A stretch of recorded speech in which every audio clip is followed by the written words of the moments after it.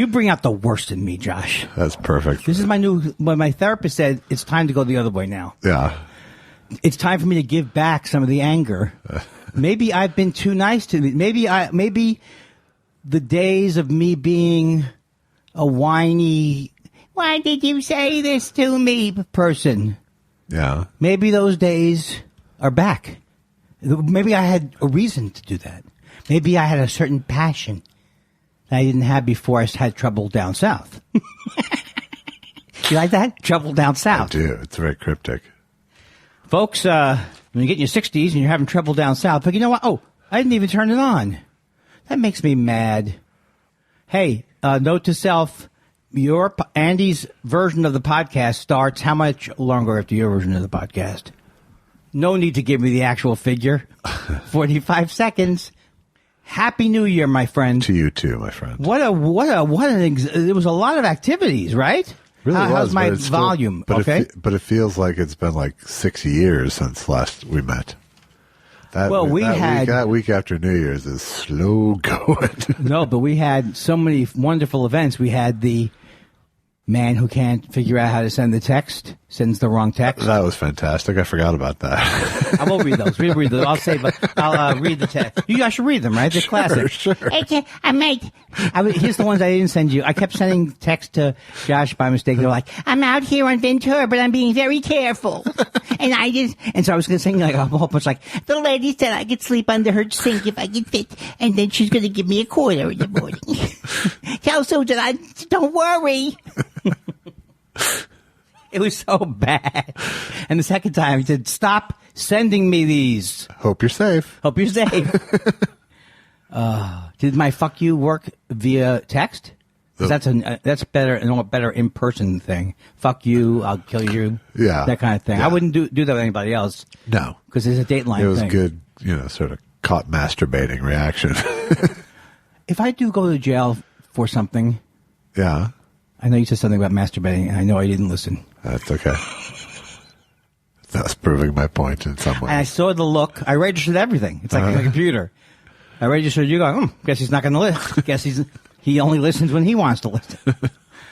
If I do end up being convicted of murder that I did not do, I hope you know that I would not do that. Okay. You can't be on. I'll take it. You can't be on the Dateline. I'm going to take it on a case by case with you. No, you're wavering. There's certain murders I think you could do, and there's a lot you could. Okay, so all right, so I don't want Josh Mankiewicz to host a thing where I'm in prison or something like that. No, it'll be the reveal at the end that you're in prison. It'll just be a regular comedy, funny interview, and then they'll pan out. Where are you going? Where are you going, Josh? Our time's up, I'm afraid. Time's up, I'm afraid. Oh, God. What an incredible New Year's Eve. It was fast and furious. Fantastical.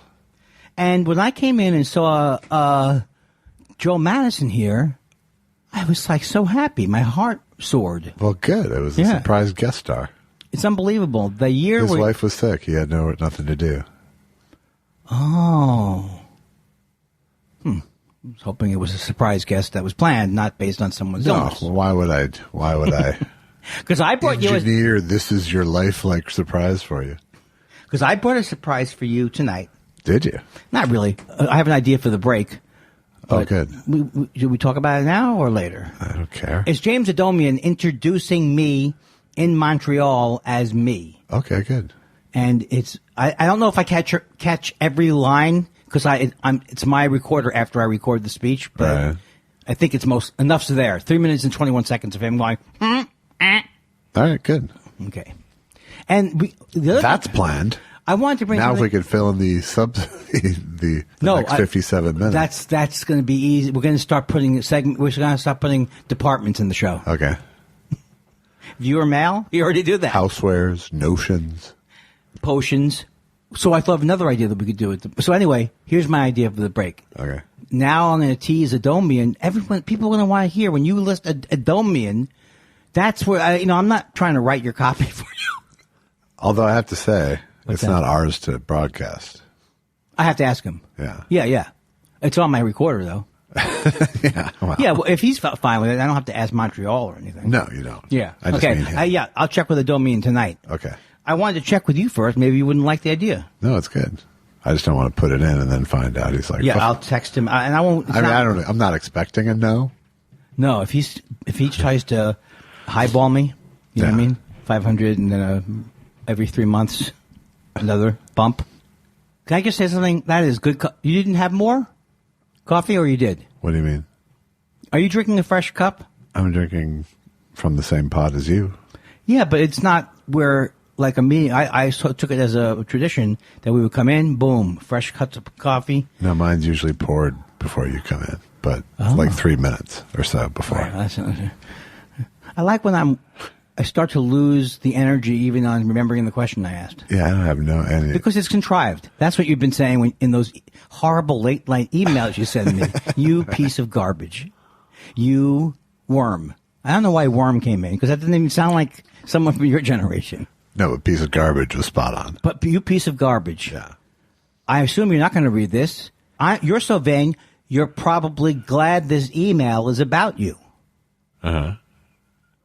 I see the look that you're giving me is that my references really are too old now. I No. used to make a joke about it. No, I think that. Carly Simon. I'm with you. That you can get that at Starbucks sometimes. No, I just was trying to like time the rant. I was trying to see if it Oh, no. ended at Carly Simon reference or if that was a jumping off point. Oh, it's sad. It's sad that you would think that I was loading them up. I had them ready to go. I used to prepare on stage. I used to prepare ad libs. Do you know what I mean? Yeah. Oh, yeah. And they never felt comfortable as an ad lib. I can't explain it Right. because I would use generic amount of them sometimes. Right. And it would be like, and I sometimes will do this too. I brought my B game tonight or whatever. Oh, no, you still have plenty. Shut up. Oh, yeah, I'll still say Alexander Graham Bell was the first person to say hello. Yeah, sure you will. What am I going to do? Right. I'm not Louis C.K. He had very strict rules in certain areas of his life.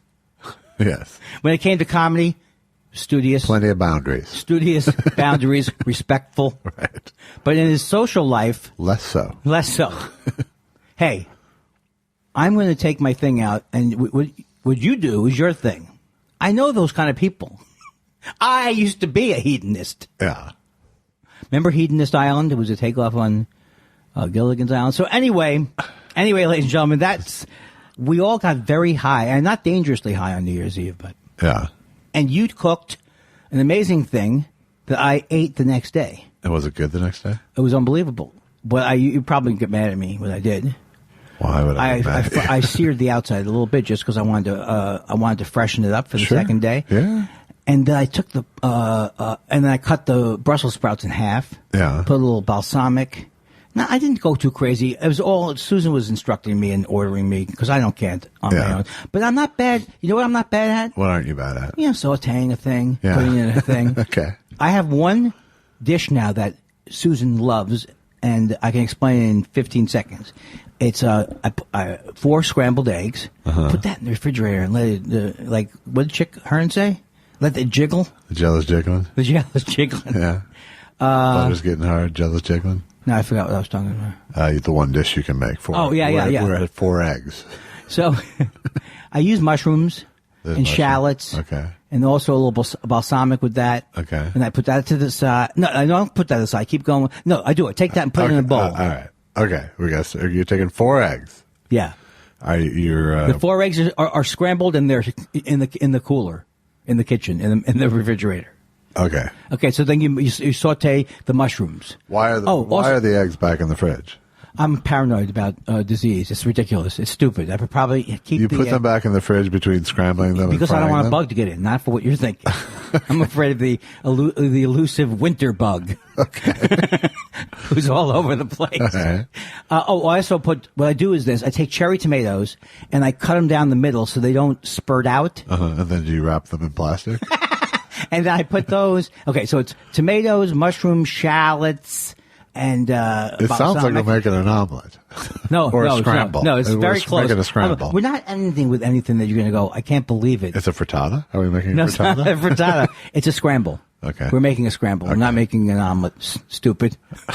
So you take, at the end of when I used to cook, I never cleaned the pan. I would just go, oh, how could they all not mingle well? Well, that was a bad thing. That's how you get mush in food sometimes. Yeah. And eggs are very delicate. So what I do is I cook the mushrooms and the tomatoes together. I take them out. I clean the pan. All right. Yeah. And then put a little butter in that pan again. Do you protect them in any way once they're out of the pan?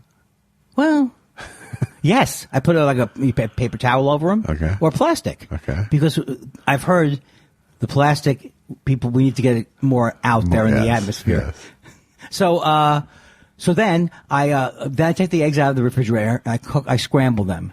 And I don't overcook them because you know that's bad. Okay. I'm not done. No. Okay, so then I'm done, but I know, but just give me, I swear to God, 2 more sentences. You're telling me how to make scrambled eggs with stuff in them. No, you fucking idiot. All right. So, too much. Ooh. Maybe a little much. Little much. Oh, I hate myself. I hate myself regardless of how you feel about it. Okay, so we got mushrooms, we got tomatoes. Those are sautéed. Yeah. We got eggs coming back out of the fridge. And they're cooked and re-scrambled, re-beaten. Yes. Then you put the eggs in with the mushrooms, which you're not cooking for the first time. You've already cooked them, so you're just throwing them back in to get hot. And then you put the eggs in, and you don't cook anything. Just put it all in there, and then you put this goat cheese that we got with honey in it. What do you mean you don't cook anything? No, we just a little bit, but it's already cooked. They're all cooked separately. I've heated back up the mushrooms and the tomatoes, throwing in the eggs, almost completely done or completely done, but I don't want anything munching together. And then I just put dabs of goat cheese on the top of the honey. It's the greatest thing in the world. Okay. I can't do the show anymore. I can't do those anecdotes anymore. You beg me to do them. It's really, Susan says the best thing she's had. She gets tired of eggs quickly. Yeah. Well, it's the best thing I've done. Okay. I mean, we're not okay, being... all right. I mean, when you said it's the best thing she's had, I really had to I'm not going to... I was thinking intervention. I was thinking of ordering her some stuff from DoorDash. Well, there is a part of me that does have the arrogance to think I can do anything. Yeah. But I know I can't. You can make eggs, it sounds like. No, I know. I mean, it's a little fussy the way you do it. But. If I devoted myself to cooking, maybe I could be much better at it, but I don't have the drive. I don't love it that much. You love it. I don't love it. But I don't mind it, and and sometimes I like it, but I don't love it, but I do like good food. Well, you did the sous vide. I did sous vide prime rib on so New Year's amazing, Eve, which is damn good. 8 hours of sous vide for at that. 134. No, 133? a little higher. It was higher than that. Oh. No, wait, I did, I think I did 136 on it. Then he takes it out, he sears the outside. That's where you could affect it, but not that much, right? Yeah. Not that much, because you're just going to sear it. And it's so good. And Brussels sprouts, potatoes, and I brought over all kinds of edibles. You did. We have Moet, not just Moet, and Shandon. And then I went home. And I was... yeah, it wasn't a super late one. No. Allison cashed in early, so... Yeah, she had edibled. And it was, you know what? It's so exciting, the coverage leading up to the ball dropping. Just takes everything out of you. I didn't watch 1 second of Anderson and Andy. Did you? No, we didn't get to that. I went around the network horns. It was terrible at midnight. It was really bleak. Ryan Seacrest, who you love, I don't get it. And it was, I keep expecting Dick Clark. The memories that I have, the only thing I really liked was that there was a Dick Clark, and he was involved when I was very little. Right. It was never a good event. It's never been a good event. It's never been a good event to be there. No, I mean, it's an event for kids who are too young to go out. That's exactly right. They're watching this. But how about the people who go there? They just they're drunk. Right? Yeah, I mean, that's... No bathrooms? I never wanted to be there for 1 second in my whole life. It sounds like the opposite of... Even as a kid, I didn't want to be there. How can I make the transition to the new year more painful? Why don't I go to Times Square, where I don't normally enjoy going anyway? Right. At Ford East, before Giuliani cleaned it up, huh? I'm not high, if that's what you think. I don't think that. I'm only on one Adderall. I took it at 8 o'clock. Okay. So I took Adderall earlier today and already had I already thought I was going to free. I already had a thing. A You thing. took it at 8 so you can take your 2 a.m. Adderall. No. Don't tell anybody about that. I mean, you can, but keep it in the podcast so my wife doesn't know. When I'm walking around the house at 4 a.m, I just don't know. I don't know. I don't feel tired. Well, what could it be? Maybe it was that coffee at noon. That was it. And then we rang in the New Year. Just New Year's Day. The only thing I've done this year that I never did before as much is I kept up with all the college football. Yeah. So not all, but I love Johnny Torito. And his LSU Tigers. I love his LSU. I never loved LSU because the only song I knew about was from Good Old Boys about LSU. I have to send out my condolences to Johnny Torito, who lost his brother this week. Susan read something about that. I didn't know if it was his brother-in-law. That's terrible. Yeah.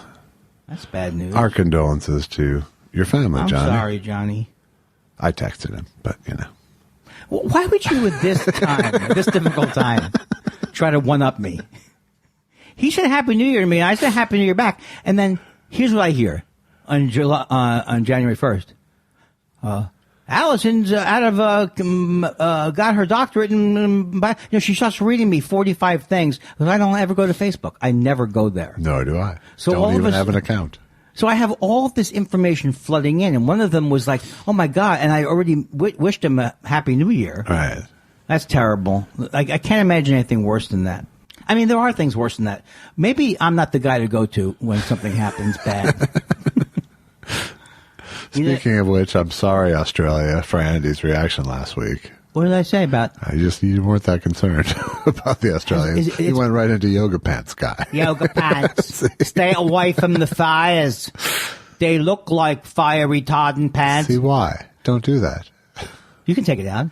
They look like. Then what's the point of doing it, right? No, I would. You know what? I don't know. You can take it out, and there's no reason to do it, so we can move on. I'm not taking it out, but Yeah, but if I went further, right? My point was you were flippant about it, and then you had nothing. You start flippant. You had nothing. You start flippant. You end up. What is it when you really don't? It looks like you don't care. Inappropriate. When you're flippant, you make an ass out of you. It works. And is it stopped there? No, it's fucking horrible there. And is it I know I should know this because it's by the way, I watched a Nova show and they were saying, what is life? So maybe I was wrong not knowing that a rock was a human being. Uh-huh. Maybe I was wrong. Is that a funny enough example? Maybe I was wrong when I asked, is a starfish employed? No, but there is a different ideas of what life is. I mean, it's a criteria of what they use, and that only covers the life we know about. That's what you got from a whole Nova. Now you're just trying to. These would be great. These would be great on another kind of podcast, like a slower, older person's podcast. Let's just say you described eggs better. You enjoyed this a little too much. Did you see the Golden Globes? I saw enough of it. We don't have to talk about it, but although I will say that it was fun. I always love watching award shows. I know you, because I see somebody I know who's nice. Rami won. Yeah. And that was cool. Rami Youssef. Yeah. Do you know where I haven't even seen that show. That's how out of the loop I am. Where is that show on? I think it's on Hulu. Oh, I don't have Hulu. But I got a sample because I'm in the SAG. There you go. Yeah. Otherwise, would it kill me? Do you have Hulu? No. Here's the problem. What? What if Hulu is tomorrow's CISO? You know what I mean? I do. Then you're stuck. Well, I guess you could cancel at any time, but I can't do that. I feel like I don't want to hurt people's feelings. By canceling? Oh, yeah. That's why they keep us on the hook for years. The Munchery. The Munchery went out of business before they took it off our bill.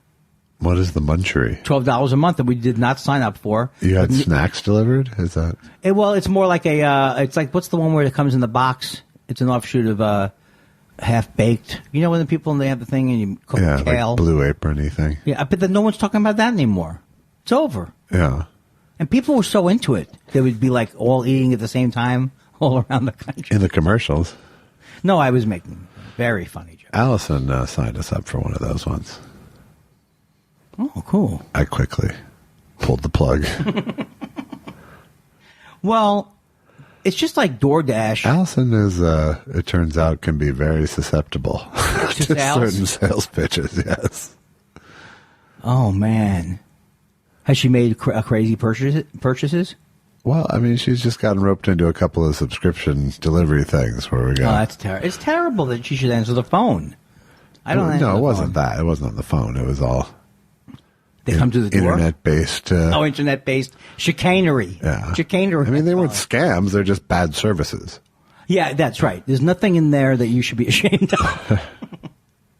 Ricky Gervais, I already talked about it on Twitter, so I don't even care. It's out of my system. But Is it out of your system? yeah, I mean, I don't really care about him. I just think it's so funny. It's funny when you... Well, look. You know how Ricky Gervais says that he doesn't care? I don't care. All right. I don't care. Right. You don't believe either of you. I wouldn't believe me either. Right. I do care. I do care. He does infuriate me, and in some level, every relationship I have, not every relationship, but many relationships, for some reason I can't, like, to me, the fact that he went on there and did his usual atheist, to me, I'm fascinated. First of all, I am fascinated by how he doesn't do the gig, that he's so lazy. Yeah. And so, it's like... Last night was like especially lazy, though. You think so? I thought, yeah. And he's not connected to the show. He's making this point like, is it really the worst thing in the world when those people said, feed the people in India or whatever? He's making it like there aren't good causes that people support. No, he brings this unnecessary contempt to the proceedings You know, like, what? towards both the participants Yes. and the sponsor, you know. The guy that- said something very funny, the guy that had The put it in writing thing. Yeah. But they'd still have hired him. But it's all a again, game, yeah. I mean, it's all just shtick. which makes it just worse. I mean, it's really it's like looking at The only good joke he did was when he did the Kindler, was when he did the Jeffrey Epstein. I know he's all for your all friends. yeah. Yeah, if you could. I mean, he's the sad thing about it is he's a funny guy, but it's not even sad. It's why I'm fascinated. So why I'm fascinated is we know I have my own issues. So, and that happens to me, still happens to me a lot with Twitter around the holidays or just, I think it's boredom, but not just boredom, like not wanting to do other stuff. Right. But you seem to have you just go on, you do the thing. I mean, do you ever say to yourself, I just spent 12 hours on, I never do that anymore, but I could spend a couple of hours wrongly. Yeah, I mean, the accumulated time I spend is probably too much, but I don't I kind of just think of my joke, write it, and go away and come back when I think of the next joke. But Yeah. sometimes I'll check back to see how a joke's doing. You know, I'll do that too often, but I don't engage. I don't have conversations on Twitter for the most part. Cause That's good. I don't want to argue with anybody. Oh, well, And I don't, and it's like, I made a New Year's resolution to answer everyone's question that I'm not sure of, that I'm normally interpreting negatively. Yeah. I'm going to interpret every one of those neutrally and just ask the person, would it kill me to go, are you saying this? You saying that? Do I have to go? No, I mean, it happens to me. I mean, I don't react to them because I don't react like that, but there's plenty of times where I'm going, what the fuck? And I go, oh no, he's just trying to make the same joke I was in a different, I know.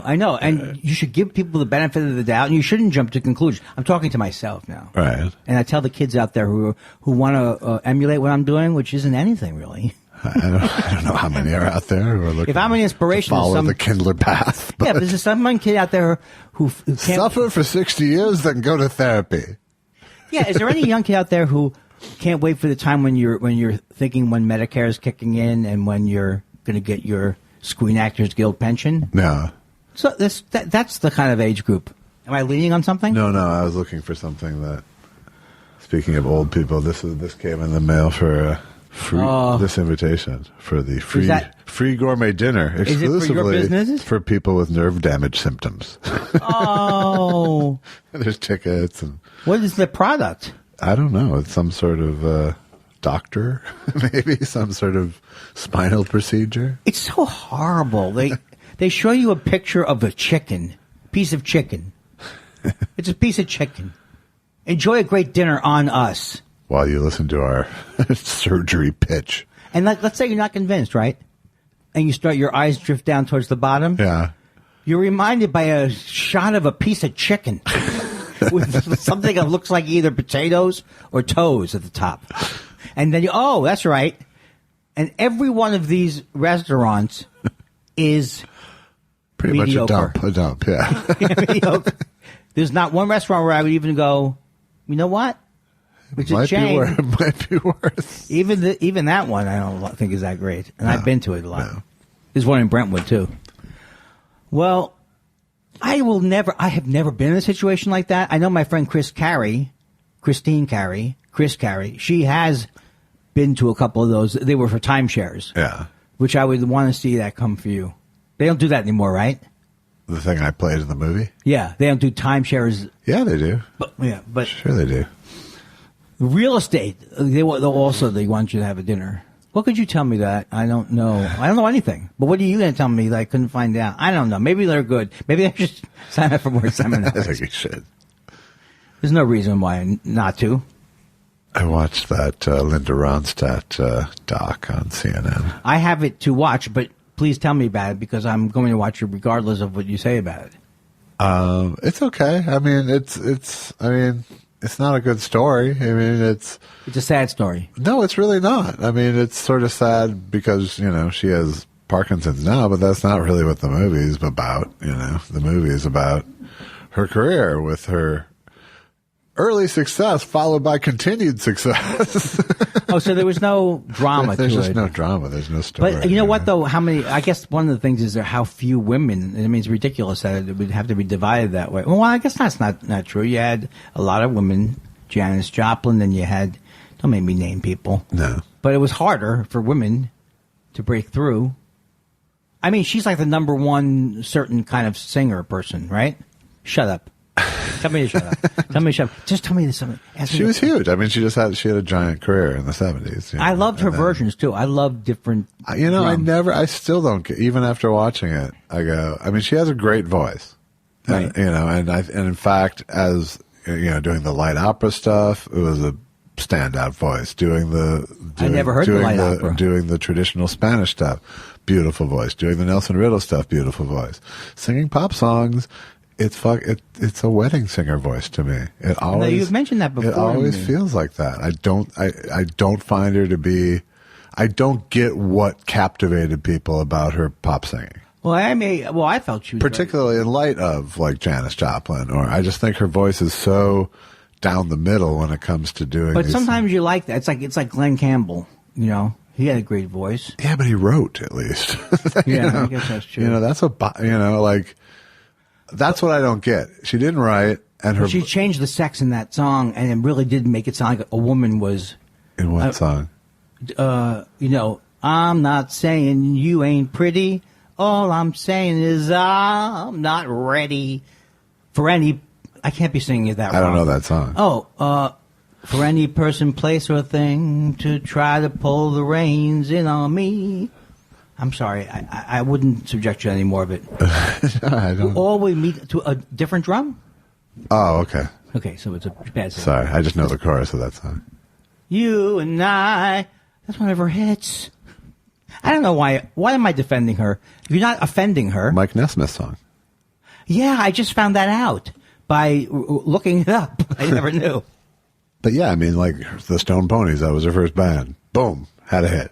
Went well from there. Well, look, we're playing. You're lucky. I saw Ron Howard's Pavarotti doc the other night too, and it's the same sort of thing. Is Pavarotti alive? No, but he died fairly recently, right? More than 10 years ago. Well, let me forget it then. So now forget me. Yeah. And how was the doc?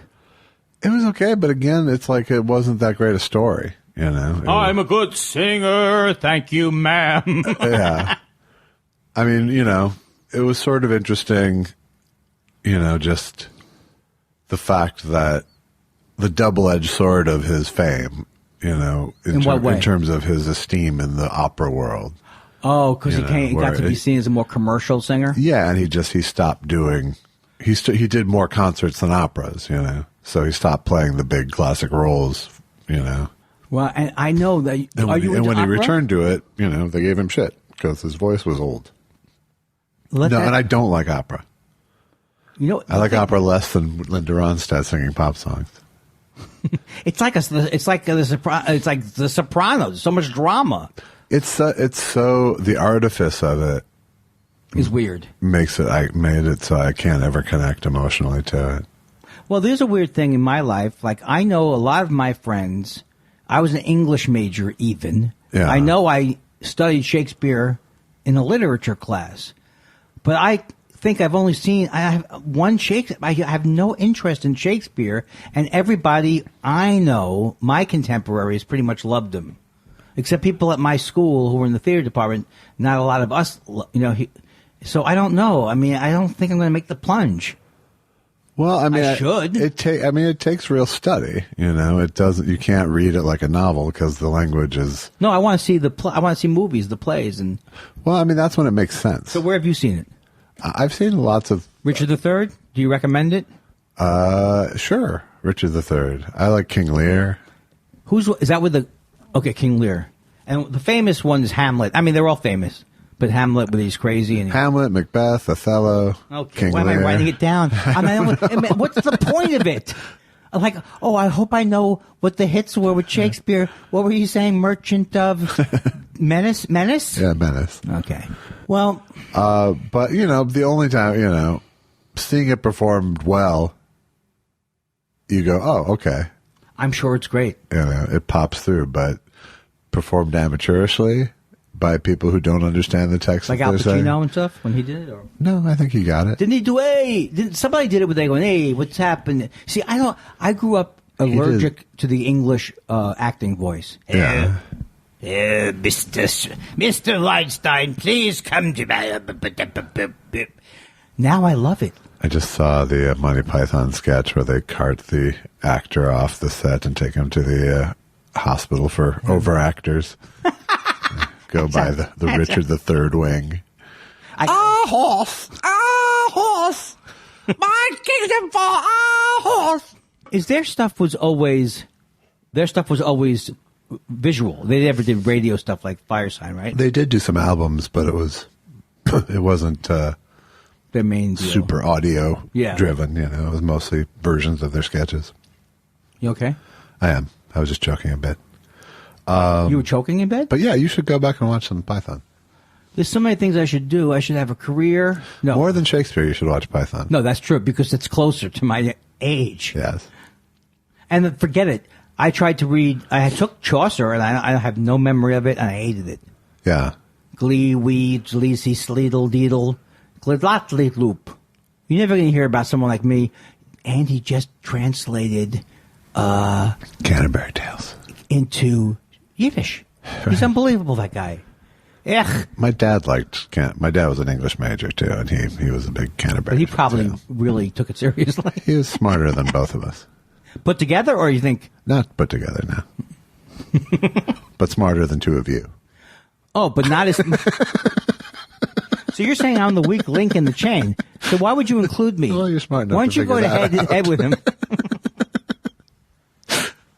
I'm realizing that in therapy, though, really big time, is that and I love my father. He's not around anymore, but he really did make me feel stupid. And not on purpose. Yeah.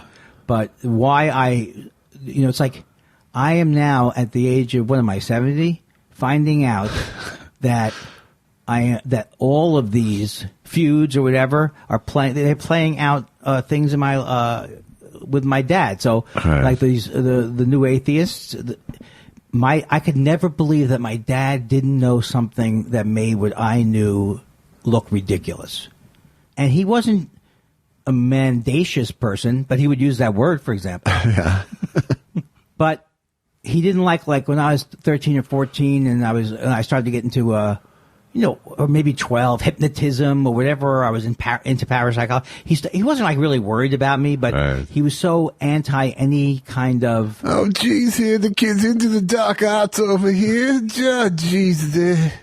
So my father's, jeez, my mother's like, Edith? So, Andy, I've got Parkinson's, Andy. Oh, Andy. When did they end their podcast? They ended it when they couldn't stop. Oh, Jesus. He's gazing into the dark arts there again. Oh, jeez, there. Oh, jeez, with the ventriloquism and the dark magic. The talking with the lips not moving. It's not going to bring good things to a house. But when you grew up in this environment, I remember all of these arguments with him, especially in high school. Yeah. Like, I felt stupid and that I wasn't, like, it was wrong what I did. Like, because he was picking out things in my argument that were wrong. Yeah. So I locked that experience in, well, no wonder, you fucking idiot. You were arguing this and you didn't know as much as him. You know, it's like believing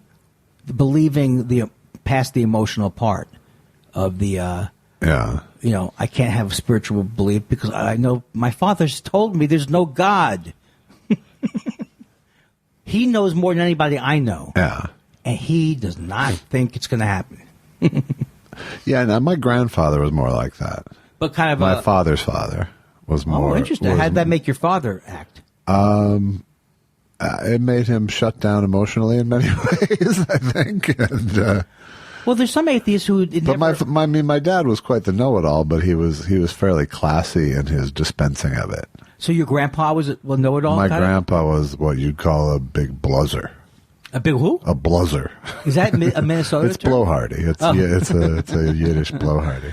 Did he know everything more than everybody? Yes, he did. Well, did he hate belligerently? What's that? Belligerently. Did he hate religion type of thing, or? I think for the most part he did. Although he'd probably try to out-Jew you in a conversation too if it was going that way. Was he a happy guy at all? Not seemingly, no. Not joyless, but not seemingly not a happy guy. How about your dad? My dad was a basically happy guy, I think. Did your dad did he share a lot about his life with you? He did not voluntarily. Did you ever try and find it out? Yeah, you could, you know, he wasn't secretive, but he was private, I would say, in terms of his emotional life. Did you learn things that were not like 23andMe things, like, all of a sudden I'm Swedish? Did you learn things that were like surprising to you? Well, I told you that story about the casino thing when he was a little kid, when his, remember I discovered the article online about my 6-year-old father suing a casino in federal court in Biloxi, Mississippi, to get his father's money back. Go back to the old shows for that, people. No, but I think he was. Definitely there were issues between my father and grandfather that were never discussed or resolved, for sure. How did you get along with? How about your grandma, on his side? Also a full palette of issues between them, I'm sure. So he didn't get along with either. He got along with them, but only because he would sort of shut down a part of himself in order to do so. You know what I mean? You could see that he was pinched when he was dealing with his parents in a way that he wasn't pinched at other times. What did your grandpa? My kid seeing it, you know. What did he do? Or your grandma do? Was he a lawyer? No, he was a salesman. He was of various kinds throughout the year. Which I was too at one point in my life. But he was like a traveling salesman. And did he hate that? I don't know. He was a gambler, and he was. I think it afforded him a life of card games and golf, and things to bet on. Yeah, so the thing about it is like there's two steps to me. It's like the first step is realizing that the things happened, that the way I remember them happening didn't work, like blocking them out, sugarcoating them.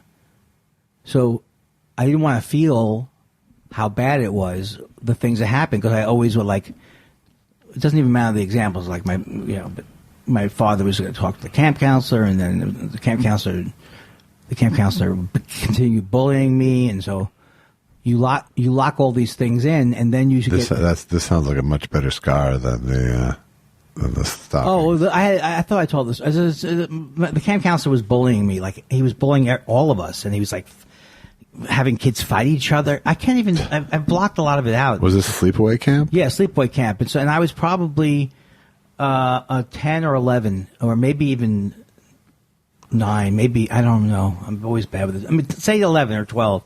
And he started to, and he was really, like, I don't even remember. I blocked out the stuff, but he forced me to fight another camper. It was terrible. And then, so my father came up on visiting day, and I told my father, it's like, I could never tell my parents anything. I mean, I'm remembering all this now, right. And I remembered some of it then, but I buried it all away. So I could never tell them anything. Right. They came up to visiting camp at 9 a.m. when all the other parents came at noon, because my father had to leave early to get back for work. Right. He's the only person in the whole camp who made. So anyway, there's a whole series of stuff like that, and I had to tell him about it. He's really bullying me. My camp counselor is. So what my father did was go to the camp counselor and go, "Hey, look, I think you maybe being a little hard on my kid, and I wouldn't want to mess with you. You look like a tough guy anyway." And this is I all get here through my counselor. After this is the account. And then he gave me $50, and and he starts to go back to torturing me again. Like, your dad gave him $50. He slipped him a 50. Well, he always would tip. He always would tip people, but the point was. So the counselor's telling you this as he starts abusing you. Yeah, he starts abusing me, and much of which, I'm not saying he took us out and then beat us, because I was too old to have blocked that out. Right. But he would get drunk, wake us all up, and he made the assistant counselor fight him and all this stuff. So I learned from that lesson. Can you remember how old a guy it was? Yeah, I would say he was about 18 or 19. Yeah. And a total asshole. Just a dipshit teenager asshole. And who knows if these stories were even true, but he would say, like, they're indelible in my mind. He said he was like a great drummer. I don't even know if he ever played the drums. Right. And then he told this whole story. He goes, I told this guy, stay away from my fucking drums, man. And I see the guy starts playing. I go over there, and he starts telling the story how he pummels this guy. He's laughing about it. And it's like indelible in my mind. You should have gone to a Jewish camp. That would never happen? It wouldn't happen like that. Well, you probably, but the thing is, what I learned from that story was that it's useless to say anything about anything, because your father wasn't strong enough. I took it all as man stuff. Right. My father wasn't strong enough to tell him what to do. How am I I'm way smaller. I'll never be able to do anything about my situation. So it's like, right. So once you learn these hurts that you got hurt with, then you can get to the part where you go, okay, my dad look what he was going through. Right. And then that's the nice thing. If it happens nicely, it doesn't make you more angry at your dad. It makes you more understanding of how life works. Absolutely. Yeah. I mean, in fact, your dad at least dealt with it in his way. Absolutely. It was ineffective in this case, but from your dad's perspective, that was a kid too, Yes. Yeah. My dad this guy was not, he was probably 5'8", but he was built like, right. Well, my dad was 6 feet, but the thing is. Well, yeah, I mean, I think your dad was patronizing him by going, you look like a tough guy. Don't, lay off my kid. I don't think he was probably giving him the tough sell, Right. He probably wasn't trying to intimidate him, because he probably didn't know the extent of what was going on either. Right. It's just such a weird thing. It seemed so normal to me that if anything happened bad, I couldn't tell anybody. That's how I grew up. Mm-hmm. And first of all, why would you define something as bad? Like, I think I told you that one time. I was like, again, I can't remember ages when traumatic things happened, 9, 8, 9, right. 10. And I was playing basketball with my friend, and then for some reason, I thought he had left me at the basketball court, and I just had this horrible abandonment issues my whole life. So I start going, I start crying and running around, and then he comes back. He was just like 5 feet away or 10 feet. He goes, "What's the matter? I go, why are you crying?" or something like that. Right. These kids tried to beat me up. So then we drove around the neighborhood looking for the kids. Right. I mean, I felt so. But the point is, you shouldn't be ashamed of that. when you look back on it.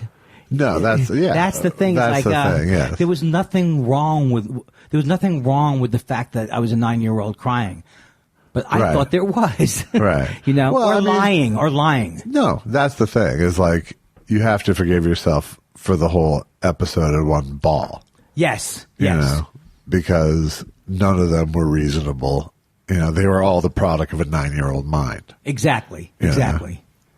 So but I think we all have those little things we can't shake, those little pieces of behavior that, I think hopefully you can learn to recognize it, and then I have dumb ones that that you can go, you absolutely can talk yourself through the process of, yes, you were 8. This is what you're thinking, Right. And that all seems reasonable, but yet it'll still keep coming up as like this embarrassment from the archives, Yeah. But I don't, when that happens now, there isn't shame attached to it, but obviously there's still something there that keeps it on the film strip. Absolutely. Well, they say that you lose, I heard this other philosophy thing, that you lose I forgot at what age you lose most of your years from 1 to 5. Yeah. But at some point, like 7 or 8 or 9, you can't keep it all in. Yeah. And you start to discard memories. I mean, some people can remember really. I have a pretty detailed. Like at toddling? Yeah, for sure. Nursery school memories and like lots of nursery school age. So that's why I younger, know, probably. Yeah. That's why I know. I'm lucky to be alive. They probably kept me in a refrigerator or something. As I've said before, one of the blessings is that my brother and I both have really good memories, and honest memories. Right. So that we can recount experiences and the facts line up. We can't. Yeah. In my family, because it was a different experience for each person. Absolutely, and it was for my brother and I too, an extremely different one. But for some reason, it lined up. The facts line up. Oh, and we can both go, yeah, I was seeing it this way, and I was seeing it this way at the time. Right. But the same event was happening. We don't have to dispute the facts the way that a lot of families do. Which is good because my brother and I are all that's left as the record keepers. Yeah, I think it's important, and you guys love each other. Yeah, like brothers. I need it so much. Oh, I didn't mean to. Oh, what? I was thinking, is there anything else that you got a lot of notes. You got one taped on there. You have one glued in. I saw. No, what I do is it's a way you deal with OCD or ADHD or the combination thereof. Glue sticks? No, after a while I have 25 or 30 papers. Instead of copying them all into a book, a lot of times I'll paste them into a book. Clever. And then won't do anything about it anyway. Did I tell you I saw Jonathan Winters on Carson? No. Oh, my God. And it wasn't the set that I had seen before. I just cannot believe that there's anybody was as funny as him.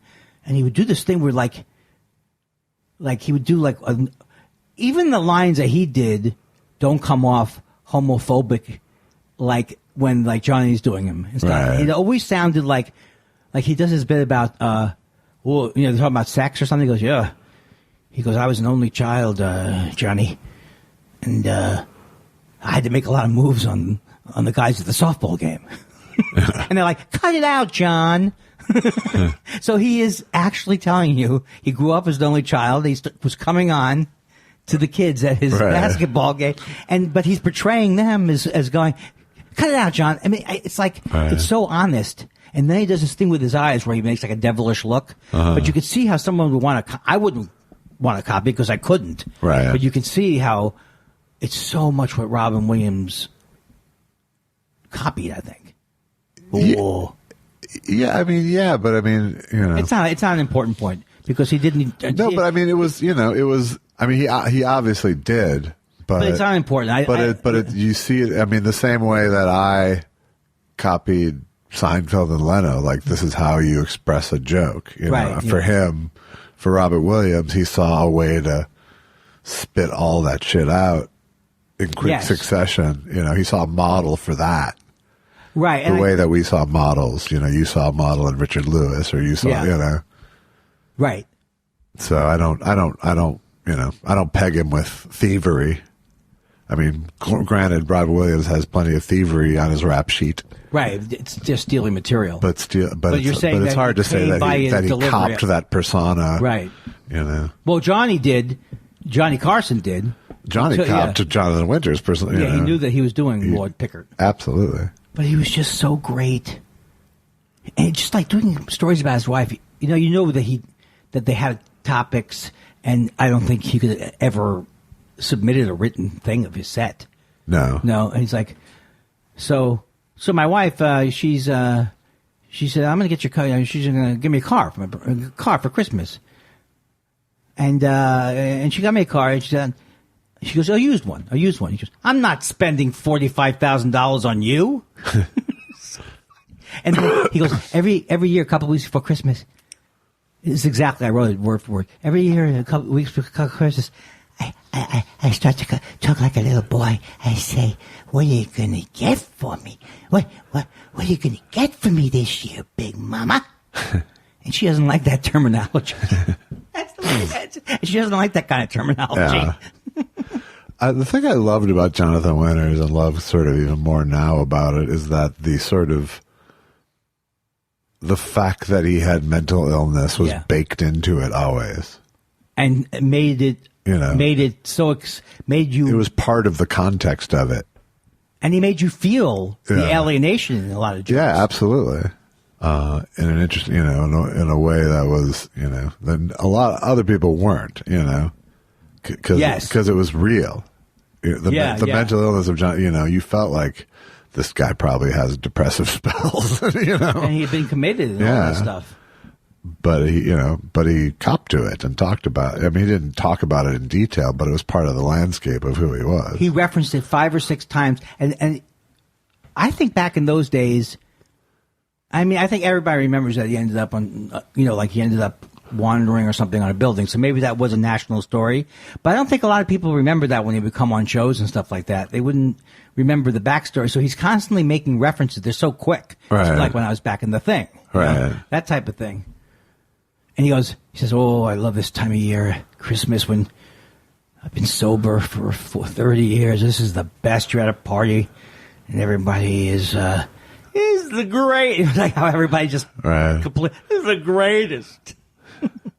Oh man, it is that thing where he conveys horror. No, he's processing terrible things in a very funny way. There's an underlying sadness that makes it more artful, But you also feel like you're spending time with him. This is him.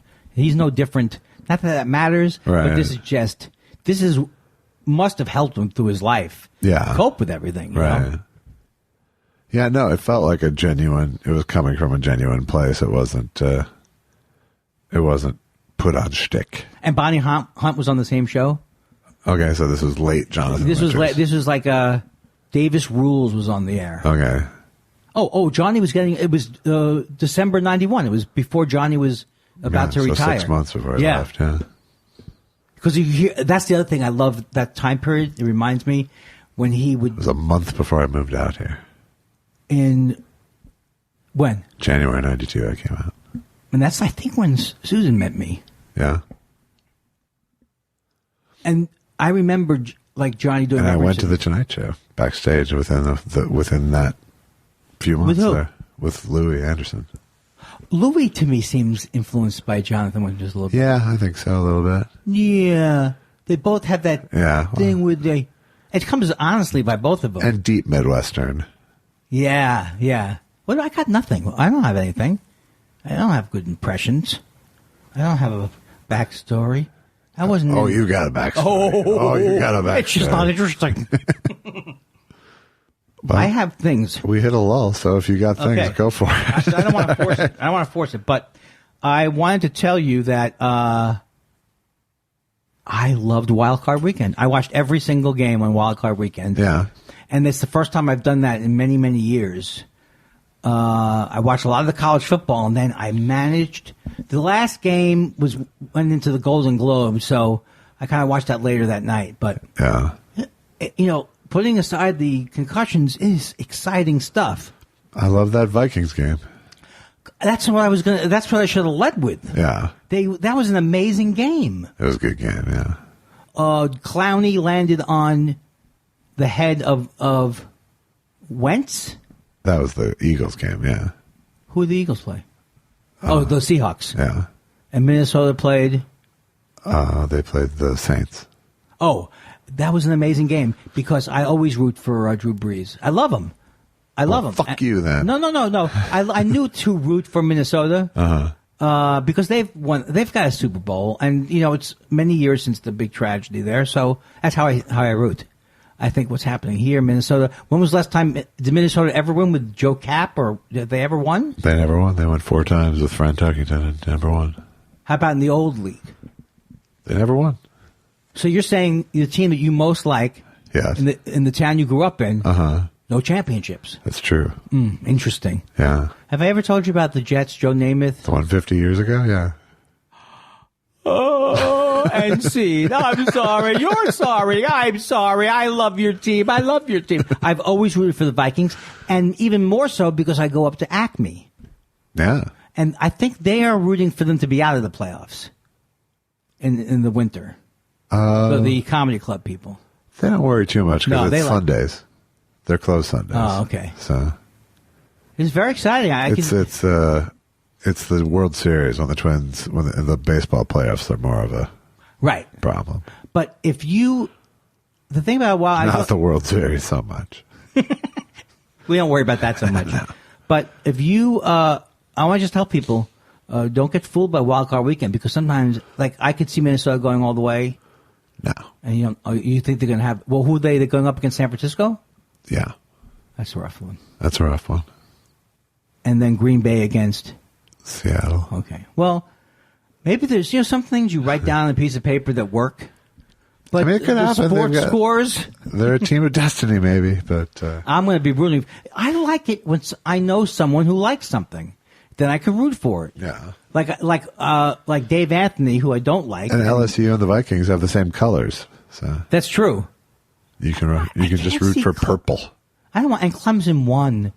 Clemson won already. Who cares about Clemson? Clemson can kiss our asses. Yeah, so can LSU, except for this year. Yeah. Well, I was against Georgia because I stayed at the Georgia Game Day Hotel for a friend's wedding, and it was not good. No. It's not like a hotel even. It's like you're staying in someone's apartment. You look down, there's a dirty Georgia Bulldogs rug. It's a doof hostel. Yeah. What if you went into and you open the door, like the closet, and there's like cleaning supplies in there? I don't like that. I don't like it either. Man, I gotta tell you, I wrote down Wild Card Weekend, and look what we got. No, you kidding me? You kidding me? No. Everything else I write down, I realize is just me pitching a joke. That's not what the point is. All right. Well, then here's James Adomian doing Andy Kindler, introducing Andy Kindler. Or, if he doesn't give us permission, a song. Accent, That's my new catchphrase, Hey, milk, it does a body Kindler.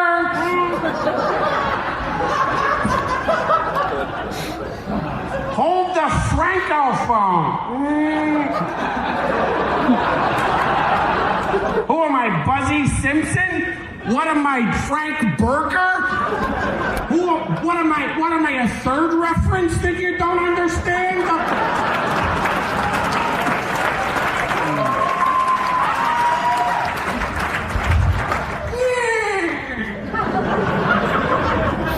Reference, look it up in the Dewey Decimal System. Dewey Decimal, Dewey not decimal, Dewey a third informational reference.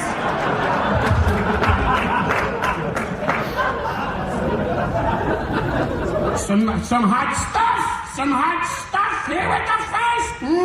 Hey, Muppets, if you want to impress me, cut the strings.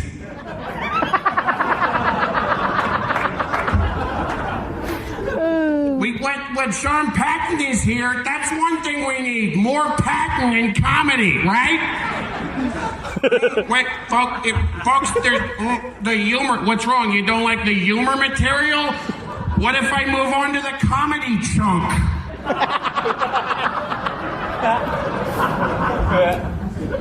Hey, Richard Pryor, what's wrong? Was Richard Previous unavailable?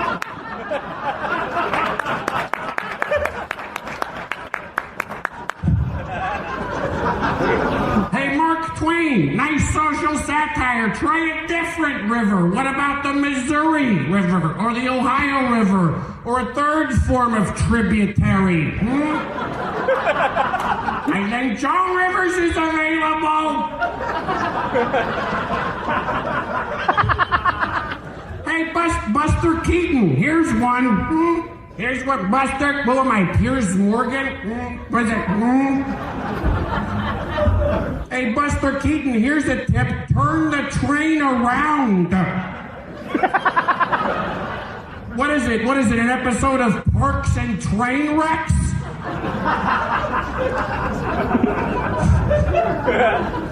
Folks, there's jokes here, but we haven't got to them. Am I hot? Am I on? Am I ready for IFC? Folks...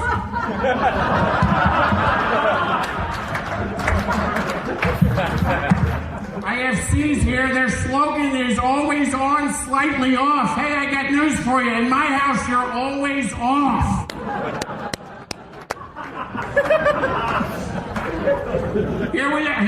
That's Kindler. Where do you, ask yourself this, where do you stand vis-a-vis Kindler? What am I in? Am I on? Am I nuts? Am I here? Am I left? Am I a fifth thing of another thing? Pete Holmes, what happened to Sherlock?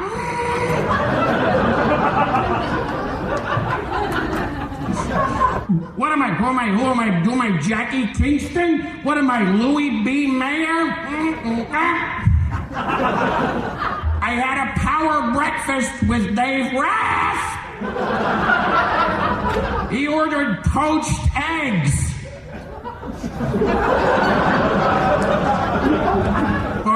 Folks, some of the humor isn't here, folks, but some of the jokes are, right? Are you ready? Are you not? Wait a minute, hold the Francophone. Are we ready to get started? Have I hit the ceiling? Am I over the edge? Is it Kindler on ice?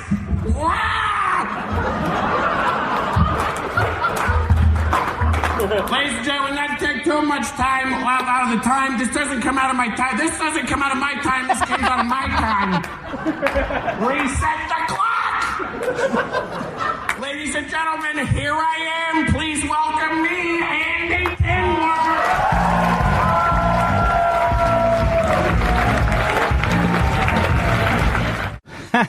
Oh, well, you don't have to fake laugh.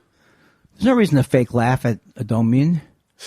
That was very funny. What do we have to pretend when we listened to it on the break? Wouldn't it be odd if we did? We did the first couple of times. Yeah, because I never heard the songs before. That's right. Send it to me, and I'll laugh. Yes, that's right. In fact, I have to. You do.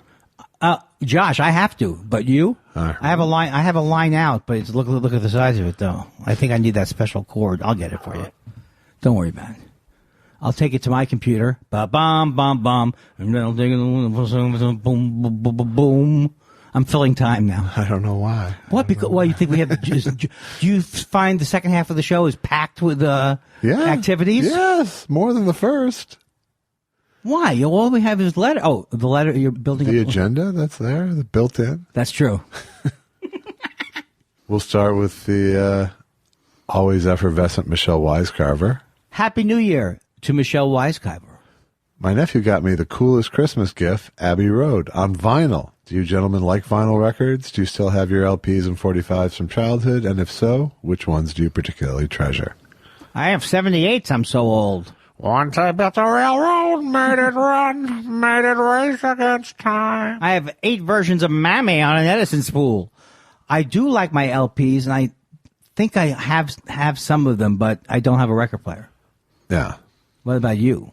I never had an impressive vinyl collection because my teen years are all CDs cassettes. Oh my! I came of age in the Walkman era. Did you go back? Like, they had a resurgence. Did you ever get back into them? Into cassettes? Yeah. No. They sound it was a terrible. bad format. But better than 8-track. so my first big record collection was all cassettes, really. Wow. I mean, I had vinyl, and the vinyl that I still have is comedy records that I collected that I cherish more. But you don't have a turntable hooked up. I don't have one hooked up. I still have one, but for someone who loves music, I've never been an audiophile, so I've never had...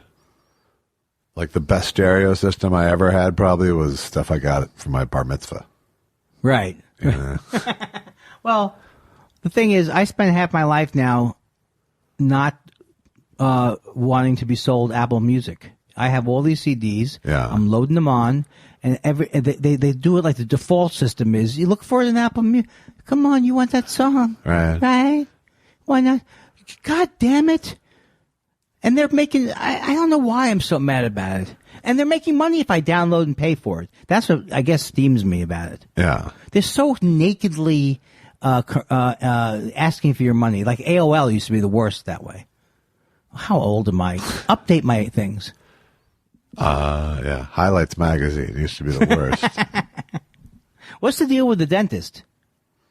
I don't know. I'm just working on premises. Okay. Why do they call it glue? Shouldn't it be called stuff that sticks to you? You're just laughing at how pathetic it is. Yeah, that time I was. I know. They were. Made me sad in a way, but happy. I'll take it any way I get it. However it comes. I'm not proud. That much is clear. Huh? Ringo Blar, mall drummer, says, "Howdy, gents. A few comedians have come to my tertiary market on mini tours, polishing up materials for specials and albums. So I hope you guys do new specials this year and come through. Thanks in advance." Where is this? I don't know where he is. Let's take a look at where. Norman, Oklahoma is his tagged home. And he what does he do? He books the rooms? No, he just goes to shows when funny people come Why through can't I town. listen to the letters as you're reading them the first time? But here's the thing. I have to do the legwork. Hello, give me Norman, Oklahoma. What's the comedy club? The closest good big comedy club. Charlie Jew Haters in Tulsa. I used to play Jokers in Tulsa. Jokers. Well, why is that a good name for a comedy club? Jokers. What are you, a bunch of jokers? And then they would have a Do picture. you really want to do the comedy club bad name and junk? You know what? I like it. I still like it. It's like doing car material. Ford, fix and repair daily. Sous vide is tagging. Oh, I put he's responding to my tweet of the other day did you see the Dr. Phil house? No. Apparently it's his kid's house or something, but it's for sale. And it's this tacky, Dr. Phil's son or Dr. Phil? well, I don't know. I've gotten different messages about it. And I had written Dr. Phil's an Austin Powers villain. Because that's what the house looks like. Yeah. And so Sous Vide wrote, and it sounded something like, Got it. Right. I'm ready. You don't do Dr. Phil. I'll do Dr. Phil. It sounds like you'll have her. No, it doesn't sound like Helio Hauser. You're It's like a Southern Cosby. But he gets, you think you're going to Don't solve piss on my face and tell me it's a golden shower. Wait a second. Look, you want to show up to throw up? You going to get in it to win it? Hey, look. He went before he was the current Dr. Phil. Before 9/11, he was getting, I don't know if anybody remembers this. It could be me misremembering it. But he was really getting intense with his boot camps. And then he came out much more mellower after 9/11. And I don't know why I said that, but I think he really was angling for the shock. I really had to change my brand after the big one. And you're trying to tell him, I don't know, why are we doing dueling Dr. Phil's? I don't know. We're both degrading each other. I think we did a good job, though. I think it was we were in there. We suited up. John Kovaleski, cartoonist, says, since you mentioned They're Coming to Take Me Away, as a kid I owned the 45, and on the flip side was the same song, only in reverse. It was loony. Oh, God. That would have been all I could have... Gee, I wonder what it would sound like if, insert Josh impersonation here, sang They're Coming to Take Me Away. Gives you your pick 'em. You pick it. Ladies' choice. I will have to go with Baby. It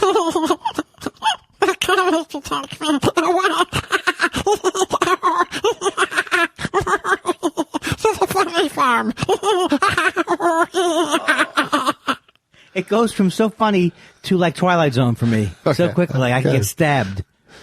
That was great. You were actually out of breath a little bit. Sure, I'm fat. It's not easy. Larry Harold says... says, loving the deep dive into the meaning of the stalking. Also, Andy, could you please call Mr. Weinstein in and explain to him that he can't handle the truth? Mr. Weinstein, please come into my office right now. Yes, Mr. Kindler. You know what the problem is, Mr. Weinstein? We have very important things to discuss. All right. But I don't want to discuss it with you, Mr. Weinstein. You know why? Why? You can't. You have a problem with... Are you okay, Mr. Kindler? Yes, Yes.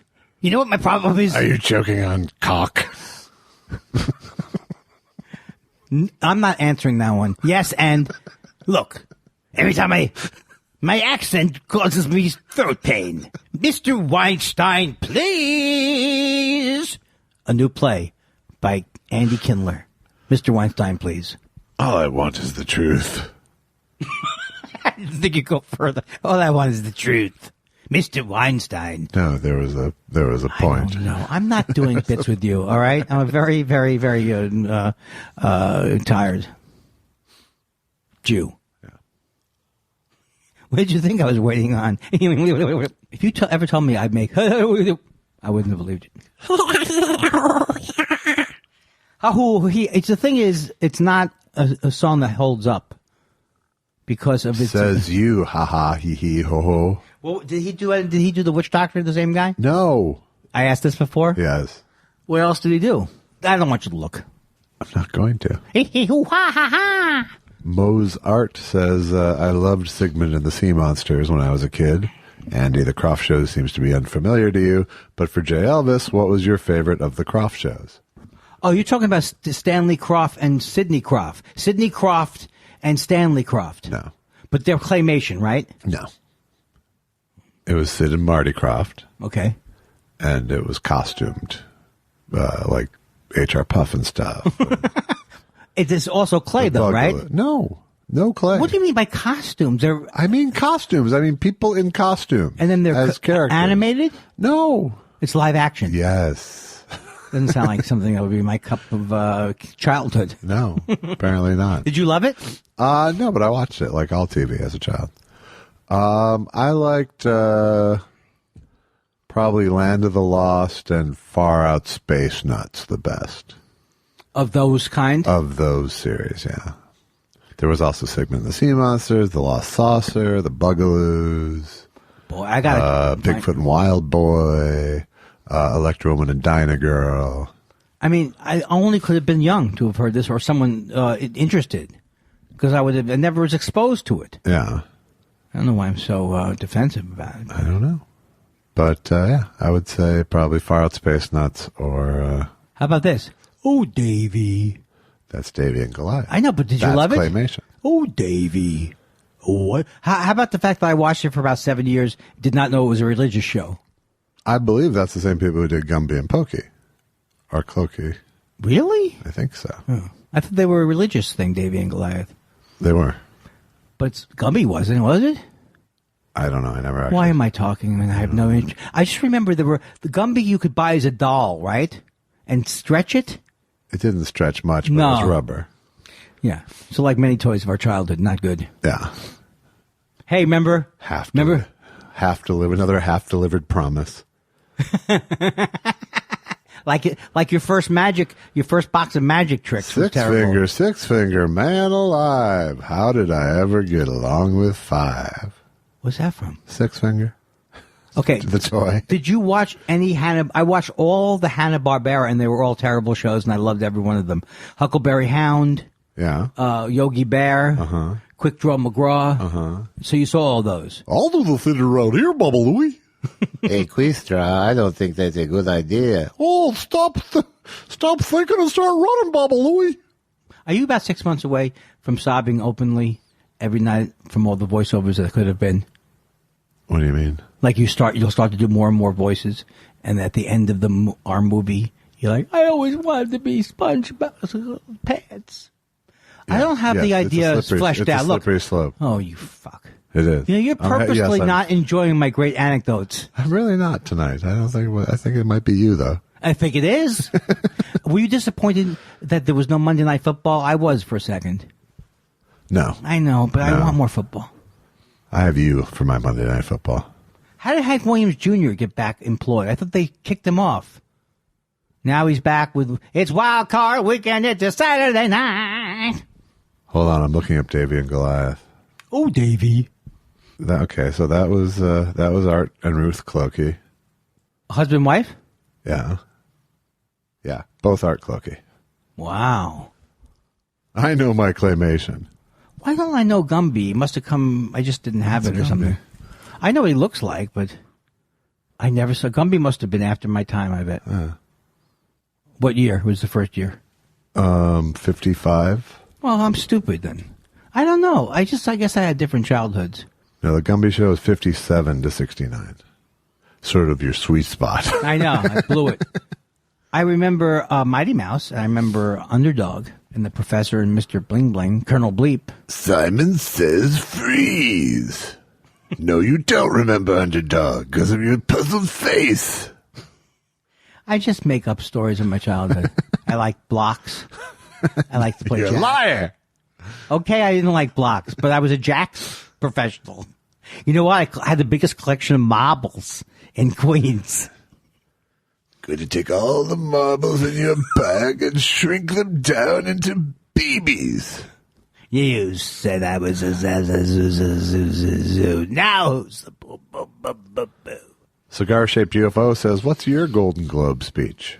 I cannot believe it. I can't believe it. I didn't even make something. Thank you, everybody. Andy would do 5 minutes on his walk through the crowd. Yeah, this guy's doing this, be mugging my way up to the stage. I am going to say this right now. Okay.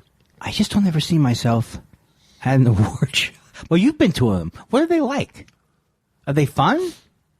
Well, you've been to like an Emmys or something, right? No, I've never been to an Emmys. I've never been American Comedy Awards. Now we're talking. Yeah, I've been around. Yeah. I did the VH1 honors as a writer. Oh, I think you told me about that. I did. That was the Michael Jackson. Right. Woohoo! My Michael Jackson, right? John Handcuff says, how long before Preschool Frontline takes an in-depth look at the overnight success of Preschool Shark Tank? Thanks for all the fun Mondays. Yeah, what could happen? Thank you, John. That's a comedian friend of mine. Our Frontline cameras will allow very special access behind the scenes at Preschool Shark Tank. That's a pretty... Tonight on Frontline. How's the little kid say? We'll explore the runaway success that has been Preschool Shark Tank. And look behind the scenes at what makes also this show tick. And what makes this show so cool with the rockets and the space guns and the cars. So stay tuned for tonight on Frontline.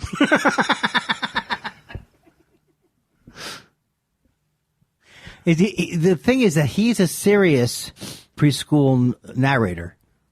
You know, he's like a mature preschool narrator. Yes, I am very serious. What's on the... You have a big show tonight? Tonight on Frontline. What's the name of the show? Frontline. Who stole my milk? Tonight, why is he hitting me? Why won't he stop hitting me? He's hitting me. Tonight on Frontline. Oh God, I could go on forever, but oh God, that's good. Otherwise Blameless says your impressions were off the charts on the last show, Josh. Also, Andy was very funny. Excellent show. All right, thank you. Well, thank you. I'm one of these days, I'm taking classes from Frank Gorshin's son. Not Tweet Bahara says, guys, just for fun, let's try to name all the legendary comics in It's a Mad, Mad, Mad, Mad World. I'll get you started. Jimmy Durante. Wow, thanks for the thing. I know that they had Jonathan Buddy Winters. that's right, Buddy Hackett. Buddy Hackett. Arnold Stang.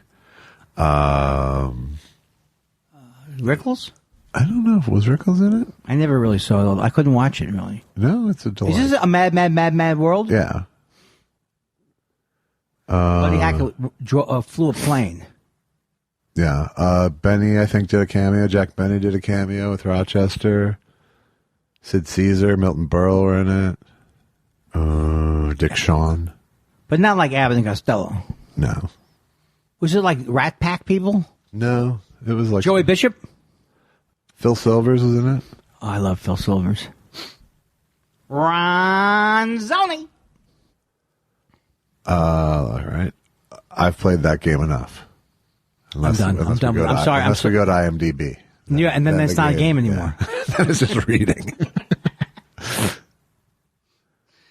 I was hoping you wouldn't go there. No. Don't go there, girlfriend.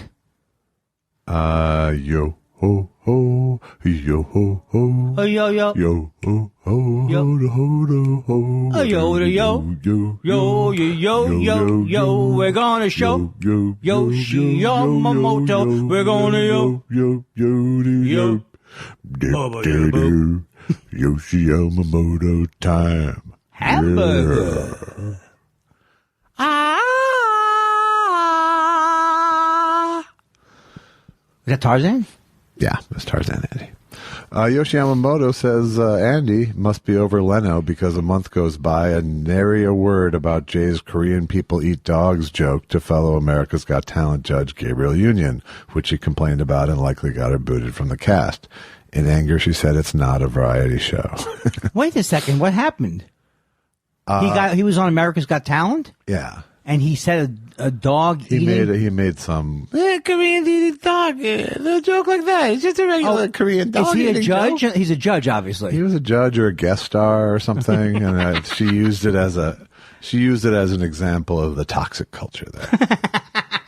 Well, he isn't. You know, the thing about... I'm here. It's a toxic culture. It's just, it's an ipso facto. The other thing about him that people need to remember is he still hasn't touched his Tonight Show money. Exactly. I haven't touched my Jay's Garage money. I have so much money. I don't even... I have my Jay's Garage money. The episode where he drove over a thing and Jeff Dunham came up the other way with the same crazy car. Oh, what are the odds? 100, 1 and 1. Guy Incognito says, what would James Mason sound like quibbling with preschool Shark Tank over a Lego Taj Mahal? There's a lot of stuff to chew on there. Well, young man, it's quite a proposal, but I'm not sure I'm ready to invest. Well, mister, you're going to miss out because this Lego Taj Mahal it's going to be a big seller because it's not just a Taj Mahal, it's also a rocket silo, and it shoots lasers out of it, and it also has a robot vacuum cleaner. Well, young man, that makes it a much more attractive prospect, but $30 million for a 5% share seems steep to me. That's the place of doing business, James Mason.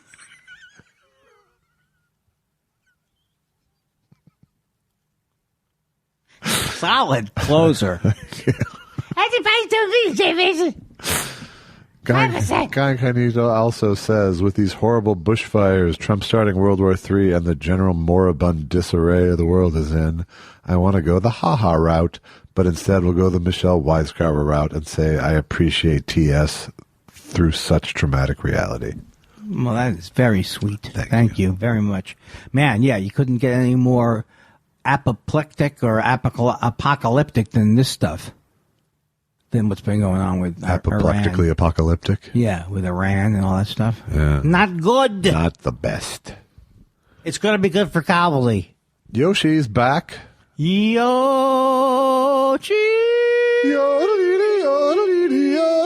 Yoshi Yoshi, yodelity Yoshi, yodelity Yoshi. Did either of you watch the Bronx, USA documentary on HBO? It opens with Robert Klein walk singing like he's in La La Land, so I immediately turned it off. It's vintage Klein, loaded with pretension and begrudging half effort. Wait a second, that's a lot of anger towards him. I used to be a huge fan. You know, Not I'm kind of with Yoshi on this one. Yeah, he is. He was so off-putting in person to me. What? Oh, did you tell the story already? I don't know. He was on later, and he was just a big, blowhardy, douchey guy. Did he try to be like nice? He didn't really try to be. He was just kind of patronizing. Oh. And just really super pompous. And every time I see him doing comedy in the last 25 years, it's just the biggest platter of first thought theater bullshit. Yeah. The reason why I like first thought theater is I've never come up with a second thought. Natalie Attired. Oh, I like that. That is very good. I get it. Natalie Tired. Natalie Attired. Natalie Attired. Yeah. I just found out there's a bar in my town called California's Gold. Is that amazing or anything but? Your bar's named after something. So you've named your bar after my television program? No. It's named after the gold rush in California. It sounds like we might have some sort of federal copyright infringement problem. This is just an old family. Listen, you son of a bitch, I don't want to shut you down, but I want a piece of this. Are you getting this, Phil? Are you getting this? Willie? No, it's not Willie or Phil.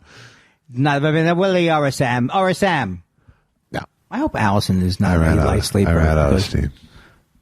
If Allison's a light sleeper, this is the most annoying part of her life. She would have told me by now. Beep, beep. She can't have this anymore.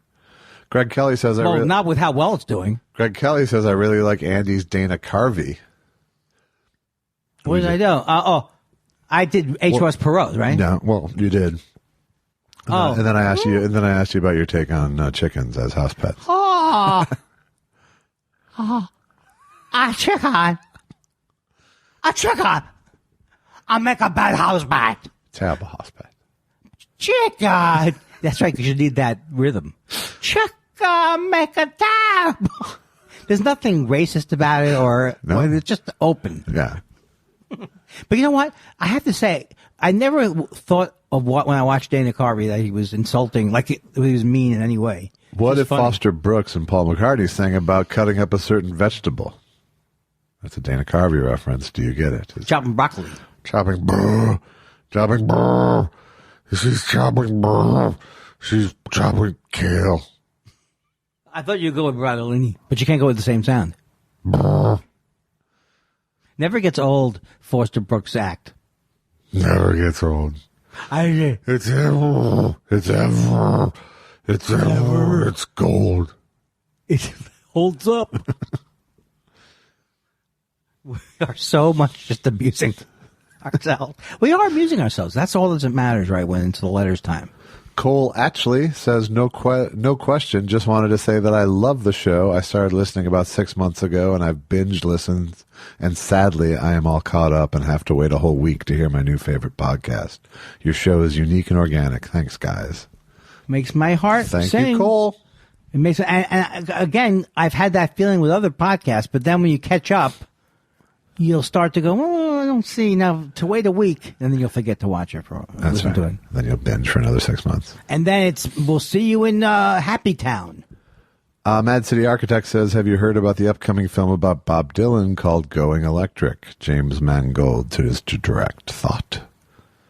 Sounds weird to me, but you never, like that Rocket Man movie sounded weird, but then I heard that it's really about Bernie and Elton's relationship or something.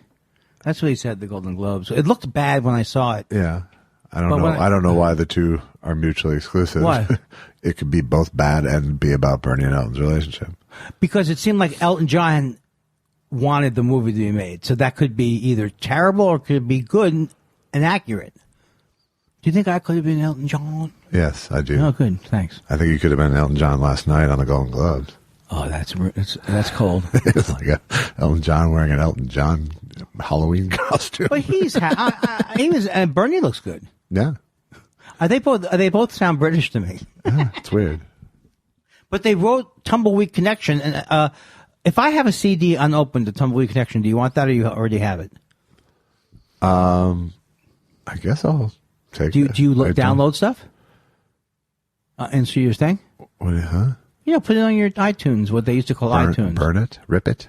No. Give it to you. I mean, I have 2 copies. Okay. God. I'd love one. This up. I'd love one. Oh, it's so stupid. Is now. Honky Cat on that? No, it's Tumbleweed Connection. It's good old country comfort in my bones. It's unlike any other. God, I still think so hard that it just seems desperate to me. It's not about the Elton John album. It's about my lost childhood. Like after the gold rush, I think just happened to me. The album was just for me. But what do you think about Timothy Chalamet playing Bob Dylan and Going Electric is the question at hand. I don't know the actor, and I don't know Mangold. He directed the current Ford versus Ferrari. I didn't see that. Was it good? It's supposed to be pretty good. I'll watch anything that's about. I saw a movie that was about Edie. Ooh, I'm going to plug in now. Everyone back up. I'm plugging in. That's loud. Don't you call me a traitor. Don't you do it. I'm not a traitor. Don't you do it. I'm just plugging in. It's loud. I used to play soft. How does it feel? Louder. Plugged into an amp. Judas, you're Judas. That always confused me as a kid. Some guy yells, "You're Judas." I'm not Judas. Huh? Is that what he said? He said something like I don't know, but I didn't. Fuck you, you're Judas. That's right. Hey, blow me. I'm Bob fucking Dylan. Hey, Bob, I was at your show last week. I couldn't hear anything because there was no amplification. Well, come back next week. It's going to blow you away. Will it be amplified? It'll be plugged in. It'll be... No, I just want a little bit, like you put a mic maybe on the... No, I'm plugging in. What does that mean? Like different types of music? I'm going electric. I only like folk I'm going music. Full Metal Judas. You're Judasing us. I wanted to be 95 years old and dressed like Pete Seeger. You've killed the movement. Well, there'll be a whole other prototype. And we'll be back with tired Bob Dylan. Well, I guess I need a cup of coffee. The idiot wind blowing down the... Nepeg says, guys, I heard that James Mason once tried to smuggle a sculpture filled with microfilm out of the country, but was thwarted by an icy blonde and a heartthrob with transatlantic accent. Well, what is your part in this? I'm not certain, but I know I've got to smuggle something. You're not going to get past me, big guy. Oh, I'll get past you. No, I'm getting past you. No, because what's my personality like? I'm a bad boy. You know, if they're not happy with that, if they'll like the Costello ending, or they won't. How about Ricky Gervais's jokes about, hey, we got this guy looks old. Joe Pesci looks old. Was he Baby Yoda? Right. That's great. They must hate him, though. Like people like De Niro. He's so annoying. Otherwise blameless, says Josh, after you finish tonight's recording, maybe you should show Andy a YouTube clip of Zuzu's Pedals, a 90s all-female rock band from Minneapolis. It might help him remember, or possibly just confuse him further. Do you like that group? I just remember they existed. They were after my Minneapolis time. Wow. This is after Prince and before the fall?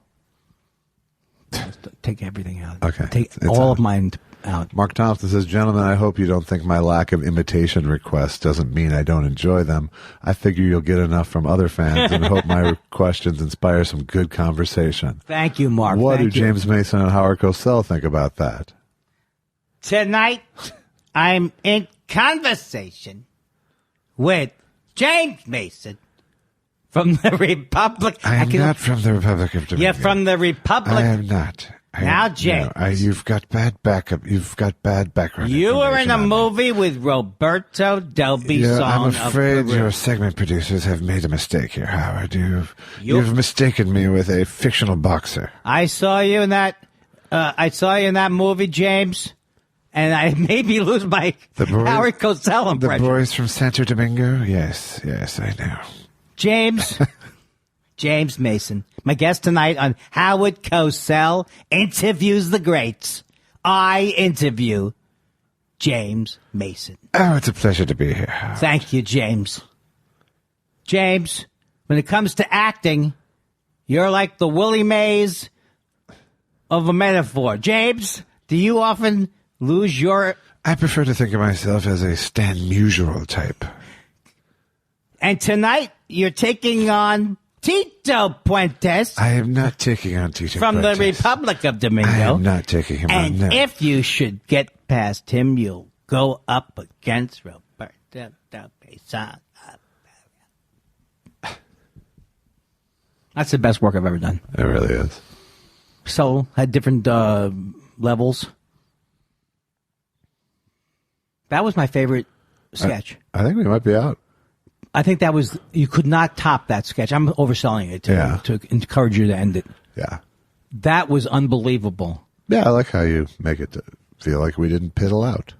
You know what I got to say, Josh? What do you have to say, Andy? You did okay. Okay is not okay. I want a do-over. So what if you wanted to still hear something from Chunks? It's easy to do. Was that what was hurting the sales before? Was the difficulty in downloading? Very hard. Listen to my comedy album, Chunks, at any of the places where you listen to stuff. You can just stream it on your streaming services. Oh. You can download it on your downloading services. That's a good idea. And laugh your way into the new year. And if that's not enough money to pay, and you want to buy us a cup of coffee, and you're not afraid about me using it for morphine, buy me a cup of... BuyMeACoffee.com/ThoughtSpiral will get you there. Also, I would encourage you to help out our friends in Australia. Instead of this week buying us a coffee, maybe buy Australia some coffee. Do that. And if you go through our They can website, douse we out get flames a with taste. a cup of coffee. What's that called? Same website? No. Were you giving a website? I was going to Go ahead. say there's lots and lots of individual places to give for individual firefighters. If you want to give it the easiest, go to redcross.org.au, give to them, and write us during the week at thoughtspiralshow@gmail.com. Review us on iTunes. Give us a 5-star and some nice words. That's a lot. That's a lot of That's just a lot of stuff. bullshit You don't at have the to do end. any of it. You don't have It's to do all any of it. business. Yeah, forget that. Yeah. We're just glad that you're here and we're friends. I can't end things. There's just no way to end things sincerely. I'm not a sincere person. I always want to go till this time, till next time. Let every joke be told. Right, but It's terrible. Yeah, it's like when they try to wrap up news stories Right. with a little pun. yeah. Well, that was a good Valentine's gift to me. Right. So instead of that, just imagine a water skiing squirrel. Happy New Year. Oh, yeah. You had that Happy New Year. That really. Are you going to keep? I call you tomorrow. Are you going to keep the Happy New Year? I did. You really wrapped it up in a bow. Happy New Year. Happy New. It's a different year.